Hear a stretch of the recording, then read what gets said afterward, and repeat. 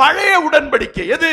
நீங்கள் ஆட்டுக்குட்டியை அடித்து உங்கள் நிலைக்காலிலே பூசினால் நான் அந்த வீட்டுக்குள்ள சங்காரதூதன் வரமாட்டான், நான் உங்களை பாதுகாப்பேன் என்பது ஆண்டவருடைய உடன்படிக்கை.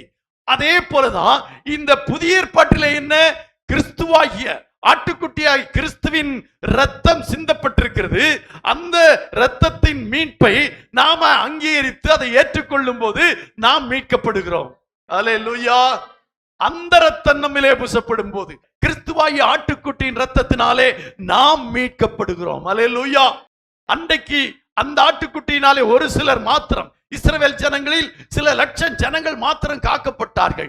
ஆனால் இன்றைக்கோ இந்த மாசற்ற ஆட்டுக்குட்டியாகிய கிறிஸ்துவின் ரத்தத்தினாலே கோடானு கோடியான ஜனங்கள் ரட்சிக்கப்பட்டிருக்கிறார்கள்.